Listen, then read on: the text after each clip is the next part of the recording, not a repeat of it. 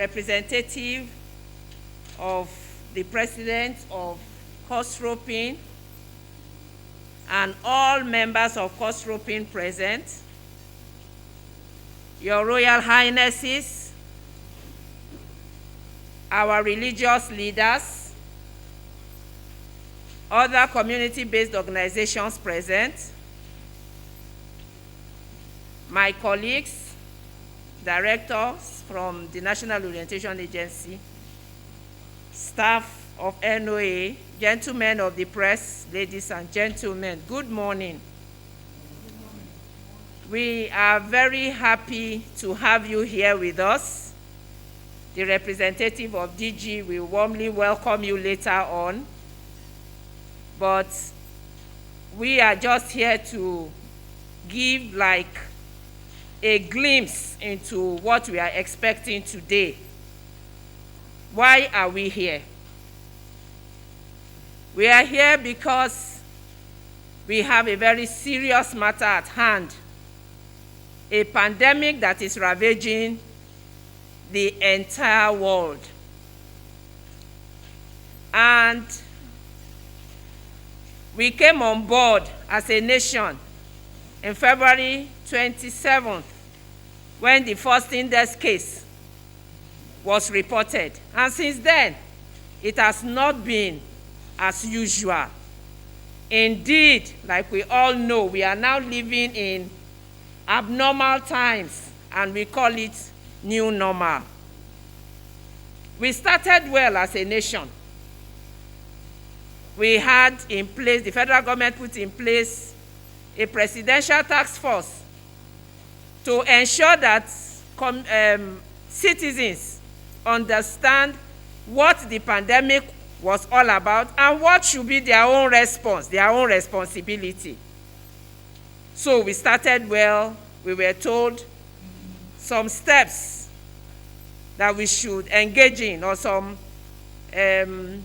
responsibilities that we should take on as individuals, as communities, as groups, so that the pandemic stays very far away from us. But unfortunately, as the lockdown was being eased and normal activities were resuming, we found out that we started throwing to the wind all the protocols that had helped us thus far. And so the reason why we have called our traditional leaders and our religious leaders is so that we can together join hands to insist that these protocols must continue. Why? Because if we don't take this as a very serious matter, we may experience a second wave. God forbid. But we must be responsible for our actions if we want God to forbid it. And that is why we have called you, so that we can rub our minds, especially that our religious leaders, traditional leaders are the ones closest to the people, so that you will keep telling them that coronavirus has not finished or has not ended. I went to the market the other day. I was the only one wearing the mask. In fact, the man I was buying something from now told me, he said, "Mommy, why are you suffering yourself? Corona don't finish." But we are saying, Corona never go. It's still there. And if we must not suffer what is even going on in some of the Western world, some of them now are going on for the second lockdown. If we will not come under that punishment, we need to take responsibility now and protect ourselves. So again, I want to welcome you, and I appeal that you will just give us some few moments of your time. We know you are very busy people. We just rub minds. We will gain from you. You will gain from the lectures we will give. And in no distant time from now, we'll be out of here. Thank you very much for coming. Good morning. Thank you very much for coming. In these days of technology, The DG is not here, but he's here. We will soon listen to his speech, which he has recorded. He could have been here himself, but because of other pressing assignments, he has gone for those assignments, and he decided to send his speech through the system. So please, instead of me repeating what DG is going to say, we'll listen to his speech, please. And another thing I want us to do is, please, I'm appealing to us to please concentrate on why we are here. Just like my colleague said, coronavirus is still with us. People are deceiving themselves, saying that there is no more coronavirus. You hardly see people outside wearing their mask or even maintaining social distances. All those COVID-19 protocols are being preached. And we in National Orientation Agency, we don't like it. Even here, as we are here, some of us are not putting on their masks properly. The masks are not meant for your chin. They are meant to cover your nose, your mouth, and it's for you. Let all of us take responsibility. By so doing, that is the only way this coronavirus will leave us. But if we keep breaching the protocol, it will not go. So we should stop deceiving ourselves that coronavirus has gone. No, it is still very much here with us. We've all heard what is happening abroad, US and even UK. They've all locked down the second time, and we do not want to lock down Nigeria again. We knew what we faced during the first lockdown. So please, National Orientation Agency is appealing to all of us to please keep to this protocol so that we will avoid getting this virus. Thank you very much. Nevertheless, I appreciate the organizers of this conference. Equally, I recognize mostly the high table. The Director General is a good friend of mine. There was a time I was given an award in Kuje as one of the best organizers, among others, in the traditional circle. The Director General was the one that handed over the award to me, together with the chairman, Kuje local government, Asadin. I want to appreciate you people so much. I will not fail to appreciate the speech being delivered by our ladies who are representing each body. You have spoken very well. My colleagues, the district heads, village heads, I stand here as a small head boy in the class, representing small chiefs, not big chiefs. Because the highest chief we have is God himself. I want to sincerely appreciate the supported organization, Nigerian Civil Society, and their room for sustaining this program. I must equally appreciate the United Kingdom aid from the British people.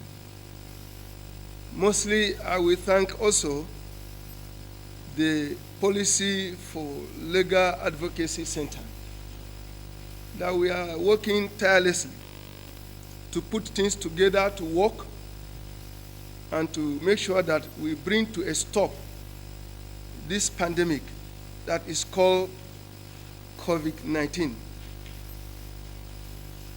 We deal with the grassroots. If I'm permitted to say, we are the grassroots. And we see things that some of you might not even be there to see. At the hour you will be in your office, we'll be there struggling with our village people. And the big man will be in his office with his biro. Permit me to say, we have a lot to contribute in the traditional circle. Since we have the grassroots around us, it will interest you to know, particularly some of our communities have a committee since this pandemic entered into the earth. The pandemic, we made ourselves advocates, ambassadors, supporters, as campaigners against this pandemic. I want to vividly tell you, even as I'm here, some of my community people that were elected because of their participation in the ongoing exercise to see how we will stop this pandemic, to avoid going into second time lockdown. It will be a sudden thing, and we want to avoid it. I want to say, if you have been doing 70 to 80% to stop it, why not we do 100 plus? Let's have distinction in our exam to stop it totally. And I want to loudly say, this pandemic does not know whether you're a Royal Highness or a village head or a district head. This disease has no respect of any person. It kills both big and small. So don't say maybe because you have a crown on your head, this pandemic cannot reach you. Or you have uniform on your body as a military, or as a civil defense, police, or whatever, that this pandemic cannot reach you. We have seen many that have gone, professionals in any level. For this reason, I want to appreciate the federal government for taking it upon the local governments all over the nation. No other person would have done that than the federal government of the Federal Republic of Nigeria, with the support of National Orientation Agency. The National Orientation Agency, I have felt their presence much around, always, and they need an applause. You are doing very well. But one thing I will tell you, don't be tired of doing what you are doing. Extend this message to the leadership in totality that they should do more.